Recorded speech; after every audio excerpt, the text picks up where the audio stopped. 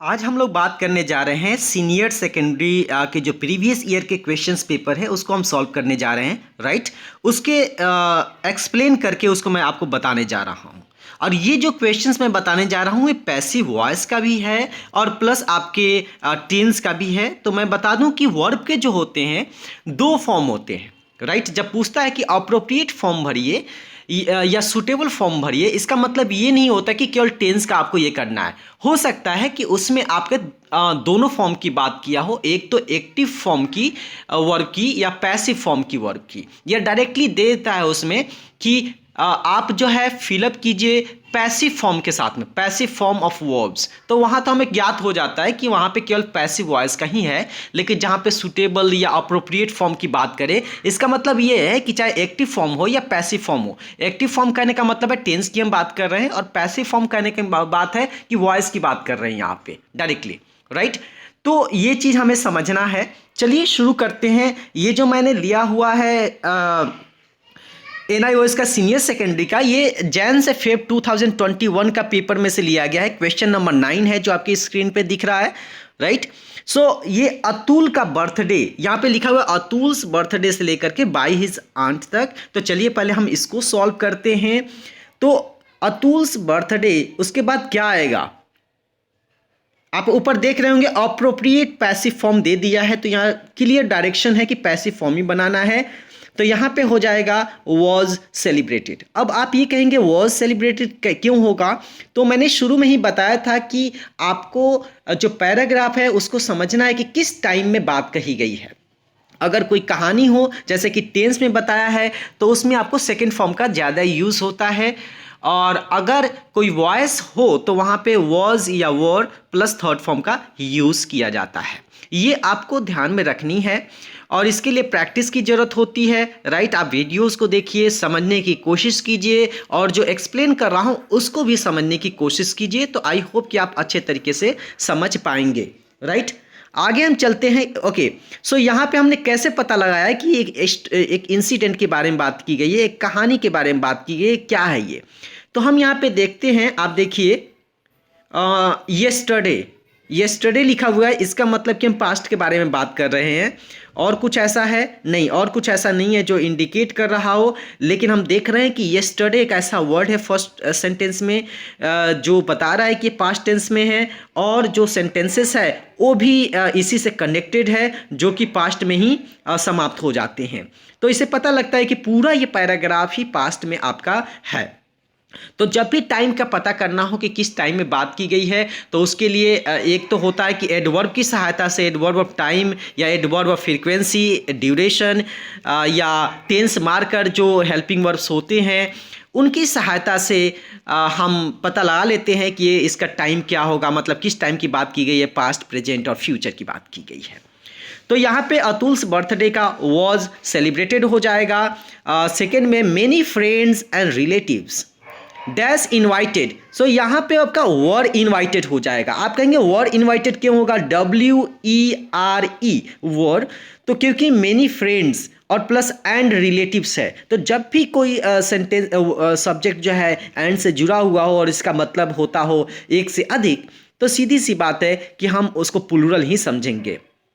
कई बार ऐसा होता है कि एंड से जुड़ा होता है लेकिन उसका मतलब एक ही होता है, जैसे कि slow and steady wins the race. तो स्लो एंड स्टेडी का मतलब एक ही होता है, मतलब एक तरफ यूनिटी का, मतलब एक तरफ उसका एक ही मीनिंग का इशारा कर रहा है, इसलिए वहाँ पे हम सिंगुलर ही मानते हैं। लेकिन यहाँ पे दो अलग अलग है कि फ्रेंड्स भी और रिलेटिव्स भी, राइट। तो एक से अधिक है और इसलिए हम यहाँ पे वर्ड का यूज़ करेंगे। तो यहाँ पे हो जाएगा WERE word and invited. So invite में डी लगा देंगे, INVITED।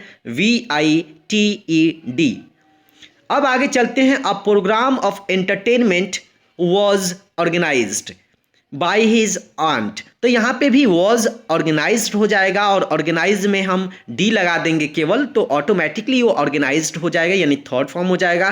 कभी भी भूल के आप हैड प्लस थर्ड फॉर्म मत लगाना, क्योंकि हैड प्लस थर्ड फॉर्म का इसके पहले भी मैंने बताया हुआ है कि जब बात हो कि किसी एक्शन के पहले, पास्ट में कोई एक्शन हुआ और उसके पहले कोई काम हुआ हो, तभी हम हैड प्लस थर्ड फॉर्म का यूज़ करेंगे। लेकिन अगर हमें पता चल रहा हो कि सीरीज ऑफ एक्शन है, मतलब केवल एक्शन की बात कर रहे हैं, उसके प्रीवियस और की बात हम नहीं कर रहे हैं, तो वहाँ पे केवल हमें सेकेंड फॉर्म का यूज़ करना है। अगर हम इसमें देखें फुल पैराग्राफ में, तो वहाँ पे लिखा हुआ है सेलिब्रेट किया गया, दूसरा लिखा हुआ है कि इन्वाइट किया गया, और तीसरा है ऑर्गेनाइज किया गया। तो तीनों अलग अलग सेंटेंसेस है, राइट, तीनों अलग अलग एक्शंस है। इसमें ये नहीं पूछा गया कि कौन काम पहले हुआ कौन काम बाद में हुआ, सो देयर्स नो इंडिकेशन। तो इसलिए हम उसको हम केवल पास्ट में ही समझेंगे। कौन सा पास्ट? सिंपल पास्ट में। और इसीलिए सब में मैंने वॉज या वर्ड प्लस थर्ड फॉर्म का यूज़ किया है। आई होप कि आपको समझ में आ गया होगा। अब हम दूसरे में चलते हैं कि 10 वाला जो है, ये तो मैं बता चुका हूँ, तो there's no need to tell any more, right. तो आगे हम चलते हैं इसमें क्वेश्चन नंबर 9 में। इसमें देखें हम क्वेश्चन नंबर 9 जो आप देख रहे हैं, माई इंग्लिश टेक्स्ट बुक, ये अप्रैल 2019 से लिया गया है। चूंकि 3 सेट होता है ए बी सी, तो मैंने यहाँ पे मेंशन नहीं किया ए का है, बी का है, सी का। कई बार रिपीट हो जाता है सेम चीज़, तो मैं उसको रिपीट नहीं करता। लेकिन अगर तीनों में अलग अलग दिया जाता है तब मैं वहाँ मेंशन करता हूँ कि नहीं ये सेट ए का है, सेट बी का है या सेट सी का है। ये ध्यान रखिएगा आप लोग। सो अप्रैल 2019 का ये पूछा गया क्वेश्चन है। Question number 9, my English text book is missing. यहाँ पे ध्यान से समझने लायक है कि यहाँ पे प्रेजेंट की बात की गई है कि इंग्लिश टेक्स्ट बुक अभी मिसिंग है। अब जो यहाँ पे आएगा, ध्यान रखिए, पहले आंसर बता दूँ, it was kept. It was kept, क्योंकि अप्रोप्रिएट पैसिव फॉर्म लिखा हुआ है ऊपर, तो यहाँ पे हो जाएगा was, WAS, was, KEPT, kept, क्योंकि केप्ट यहाँ पे थर्ड फॉर्म हो जाएगा। कीप, केप्ट, केप्ट होता है। तो it was kept in my school bag after the English period. It was taken, तो WAS वॉज और TAKEN टेकन, तो it was taken by one of my classmates. So आप देख सकते हैं कि इट वॉज टेकन हो जाएगा, टेकन का स्पेलिंग हो जाएगा TAKEN थर्ड फॉर्म। और हम जानते हैं टेक का दोनों फॉर्म की, टेक का सेकेंड फॉर्म होता है टूक और थर्ड फॉर्म होता है टेकन। टूक का TOOK होता है और TAKEN थर्ड फॉर्म हो जाता है। तीसरे वाले में जो फिलअप होगा वह होगा आई एम ट्रबल्ड। आई के बाद एम आ जाएगा, AM, और उसके बाद से ट्रबल में D लग जाएगा, TROUBLED, ट्रबल्ड। अब कहेंगे ये कैसे आपने प्रेजेंट पास्ट में कभी लगाया कभी प्रेजेंट पे, तो मैं आपको बताता हूँ। फर्स्ट आपका इंडिकेशन है कि ये चीज़ मिसिंग है, और उसके बाद से क्या है कि पास्ट एक्शंस को दिखा जा रहा है ताकि हम पता लगा सके कि कहाँ पे मिसिंग है। तो क्या क्या देखा जा रहा है कि अरे ये स्कूल बैग में रखा गया था, राइट, इंग्लिश पीरियड के बाद में, और एक क्लासमेट मेरा था, right, one of my classmates, उसने भी लिया था।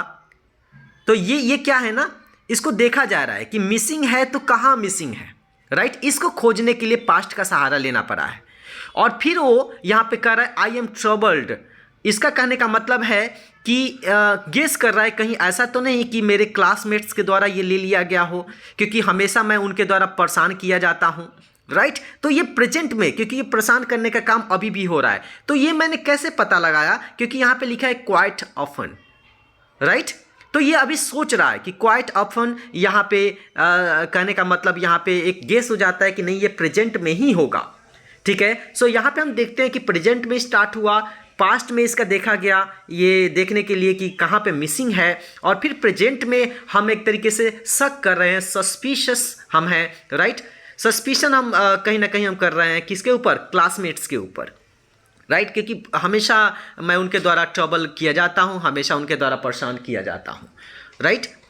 तो आगे हम चलते हैं, आपका नेक्स्ट में ये अप्रैल 2018 का क्वेश्चन है, आपके क्वेश्चन नंबर 9, पारीज होमवर्क। अब यहाँ पे हम पूरे देखें, यहाँ पे 3 क्वेश्चन है और ऊपर लिखा हुआ है ऑलरेडी कि appropriate passive form of verbs. तो क्लियर इंडिकेशन है, क्लियर डायरेक्शन है कि यहाँ पे केवल पैसिव फॉर्म का यूज़ करना है। और यहाँ पे जो है अगर हम बात करें कि किस टेंस में किस टाइम की बात कही गई है, तो हम देखते हैं लास्ट नाइट लिखा हुआ है, और लास्ट नाइट से हमें पता चल रहा है कि ये पास्ट टेंस का है और यहाँ केवल सिंपल पास्ट लगेगा। और जो दो सेंटेंसेस हैं, मतलब एक ही सेंटेंस है, राइट, लेकिन वहाँ पे दो क्लॉजेस हैं, तो हमें ये पता लग रहा है वहाँ पे कि जो है ये पहले वाले जो पास्ट टेंस है सिंपल पास्ट का, इसी से कनेक्टेड है और ये सब कंप्लीट हो चला है। ओके, तो ये पास्ट के ही यानी सिंपल पास्ट में ही जाएगा और इसके लिए हमें केवल was were plus third form का यूज़ करना है। तो इसमें हो जाएगा पारिस होमवर्क वॉज कंप्लीटेड, क्योंकि लास्ट नाइट है और हम जानते हैं सिंपल पास्ट में वॉज या वर प्लस थर्ड फॉर्म का यूज़ होता है, तो was completed, right. WAS was and complete में D लगा दीजिए केवल, तो ये हो जाएगा COMPLETED completed. In the morning her bag, अब क्या है कि एक सुबह की बात की जा रही है जो पास्ट में हो चला है, सो हर बैग वॉज पैक्ड, राइट। तो was WAS PACKED packed and she dropped, right, नहीं शी ड्रॉप्ड नहीं होगा यहाँ पे, शी वॉज ड्रॉप्ड। यहाँ पे पैसिव वॉइस का आ जाएगा। बाय हर मदर यहाँ पे लिखा हुआ है क्योंकि ड्रॉप करने का काम उसकी माँ कर रही है, जो कि लास्ट में लिखा हुआ है बाय के बाद। और इस प्रकार के सिचुएशन में हम यहाँ पे पैसिव वॉइस का ही यूज़ करते हैं।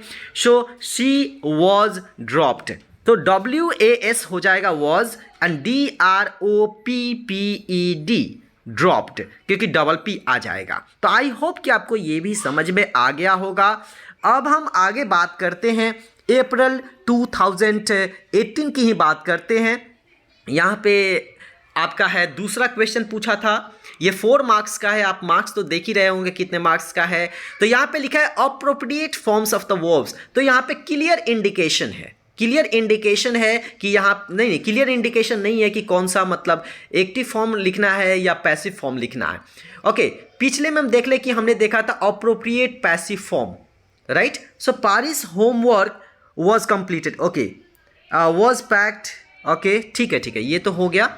अब हम चलते हैं क्वेश्चन 10 में ही। आई थॉट कि वहाँ पे कुछ मिस्टेक हो गया हो, लेकिन नहीं, पैसिव वॉइस में हमने बना दिया है। Was completed, was packed and she was dropped, right, she was dropped. आगे हम चलते हैं कि 10 का ही was just settling down, right, on his coat for an afternoon nap when he dash, तो वेन ही सॉ हो जाएगा, राइट। और दूसरे वाले में हम देखते हैं when he saw the boy emerge from the tunnel he dash, तो यहाँ पे हो जाएगा ही वेटेड। सब में सेकेंड फॉर्म लग जाएगा वेलकम्ड, WELCOMED वेलकम्ड, और डी का हो जाएगा आस्क्ड, ASKED। अब हम ये देखें सब में हमने सेकेंड फॉर्म लगाया, तो आखिर सेकेंड फॉर्म क्यों लगाया, तो ये देखते हैं कैसे हमें पता चला कि सेकेंड फॉर्म है। तो फर्स्ट सेंटेंस को अगर हम देखें, वॉज लिखा हुआ है, क्या लिखा हुआ है, वॉज लिखा हुआ है, और इससे पता चलता है कि पास्ट टेंस है। और भी हमारे पास में क्लू है कि हाँ, आगे देख रहे हैं लिखा हुआ है विनय वॉज, यहाँ पे भी है आपका, और कहीं है आप देख सकते हैं then, right, okay, he dash to sit down and tell him why he was, तो आप यहाँ पे भी देख रहे हैं वॉज, तो यहाँ पे भी आप पास्ट टाइम का इंडिकेशन है। और ऐसा लग रहा है कि पूरा ही जो है आपका पास्ट टेंस में है, राइट। तो हम केवल इसको सेकेंड फॉर्म से बनाएंगे, क्योंकि कोई ऐसा नहीं लग रहा जो कि एक्शन कंटिन्यू होने की बात की गई हो, या किसी एक्शन के कंप्लीट मतलब पास्ट में कोई एक्शन हुआ और उससे पहले की बात की गई हो, नहीं है ऐसा, इसलिए हम सेकेंड फॉर्म का यूज़ करेंगे। तो इसीलिए मैंने यूज़ किया he saw the boy, right, इसमें यूज किया ही वेटेड, राइट। और आगे हम चलते हैं देन वेलकम्ड, राइट, क्योंकि ये सीरीज ऑफ एक्शन है कि वेट किया, ओके, उसके बाद से क्या किया, देन वेलकम्ड किया, और फिर क्या हुआ, ही आस्क्ड विनय, उसने विनय से पूछा, क्या करने के लिए पूछा वो आगे आपका दिया हुआ है, तो ही आस्क्ड यहाँ पे लगेगा, राइट। आई होप कि आपको समझ में आ गया होगा। ये भी क्वेश्चन नंबर 10। अब हम बात करते हैं अक्टूबर 2018 के फॉर्म्स ऑफ वर्ब की बात करते हैं। तो यहाँ पे द सल्टन सेड, यहाँ पे देखिए लिखा हुआ है अप्रोप्रिएट फॉर्म, इसका मतलब ये है कि हमें केवल और केवल टेंस की बात करनी है। मतलब यहाँ पे जो है एक्टिव फॉर्म की हम यहाँ पे भरना हो सकता है या पैसिव फॉर्म भी भरना हो सकता है। देखते हैं क्या कहता है इसमें। यहाँ पे द सुल्तान सेट, ओके, यहाँ पे ऐसा लग रहा है यस कॉमा, इन्वर्टेड कॉमा का यूज़ किया गया है। और जब ऐसा यूज़ होता है तो यहाँ पे मोस्टली चांस होता है कि अगर हम कह रहे हैं अपने बारे में या किसी के बारे में, तो मोस्टली चांस ये होता है कि वहाँ पे एक्टिव फॉर्म ही यूज़ होता है। तो यहाँ पे हो जाएगा if you dash a bad portrait I dash punish you, but if you do a good one I will reward you. आपको एक बहुत अच्छा चीज़ देखने को मिलेगा कि जो लिखा हुआ है ना, but if you do a good one I will reward you, यही सेम स्ट्रक्चर ए और बी में फॉलो होगा। आप क्या देखते हो, if you do a good one, ये सिंपल यानी फर्स्ट फॉर्म का यूज़ किया गया है, तो इस प्रकार से ऊपर भी फर्स्ट फॉर्म का यूज़ कर दो, if you do a bad portrait, right. और उसके बाद से फ्यूचर टेंस का यूज़ किया गया, आई के बाद विल का यूज़ किया गया है, तो सेम स्ट्रक्चर ऊपर वाले में भी फॉलो होगा। I will punish you, I will punish you, same same structure है, राइट। नाउ स्टार्ट, नाउ के बाद में सीधा स्टार्ट हो जाएगा क्योंकि एक ऑर्डर दिया जा रहा है, राइट। तो नाउ स्टार्ट हो जाएगा आपका, नाउ के बाद में स्टार्ट का आएगा क्योंकि हम जानते हैं इंपेरेटिव सेंटेंस का फर्स्ट फॉर्म से ही स्टार्ट होता है, तो नाउ स्टार्ट, राइट। तो ये आपके जो है आंसर्स रहे एक्सप्लेनेशंस के साथ में। अगर आपको लगता है कि नहीं हमें और एक्सप्लेनेशंस की ज़रूरत है या यहाँ पे हमें कोई डाउट है, तो प्लीज़ कमेंट बॉक्स में मुझे शेयर कीजिए, मैं आपको बताऊँगा और एक्सप्लेनेशंस के साथ में। अगर ज़्यादा रहा डाउट उसमें तो मैं उसके लिए एक वीडियो बना करके आपको शेयर करूँगा। So thank you for your kind attention here.